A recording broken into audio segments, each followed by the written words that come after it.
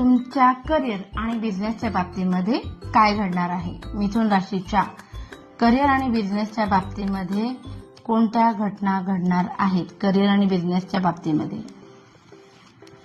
Okay, सगळ्यात पहिले एक निगेटिव्ह कार्ड आले, तेवढं मी समजवते की खूप जास्त अरेला कार्य करत बसू नका, कारण जस्टिसचा कार्ड रिव्हर्स पोझिशनमध्ये आले. तुम्ही जरी असं होऊ शकतं की तुमची चूक नसली तरीही अन्याय होईल तुमच्यावरती, पण तुमची चूक नसली तरी तुम्हाला चुकीचं समजलं जाऊ शकतं. सो करिअरमध्ये बॉस सोबत पंगा घेऊ नका. बिझनेसमध्ये तुमच्या कस्टमर सोबत सुद्धा इतके अदबीने वागा की कुठल्याही पद्धतीचं त्याचा वादात स्वरूप होऊ नये.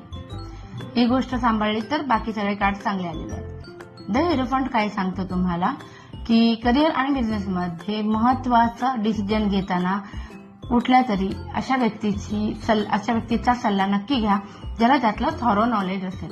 ओके, ती व्यक्ती तुम्हाला योग्य मार्ग दाखवू शकेल. आणि फेब्रुवारीमध्ये तुम्ही असं नक्कीच मला दिसतंय की कुणाच्या ना कुणाच्या सल्ल्याने तुम्ही पुढचं पाऊल टाकणार आहात. क्वीन ऑफ फॅन्स सांगतोय की खूप प्रोफेशनल ग्रोथ होताना दिसते. जे ऑलरेडी जॉब वगैरे करत आहेत प्रोफेशनल ग्रोथ होताना दिसते, आणि ज्यांचा बिझनेस आहे त्यांच्या बिझनेसमध्ये सुद्धा खूप प्रगती होताना दिसते. काही महत्वाचा डिसिजन ज्याचा लॉंग टर्म तुम्हाला फायदा होईल असे तुम्ही घेताना मला दिसतंय.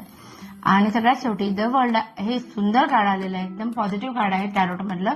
तो चारही दिशांना प्रगती होताना मला दिसते या कार्डमध्ये.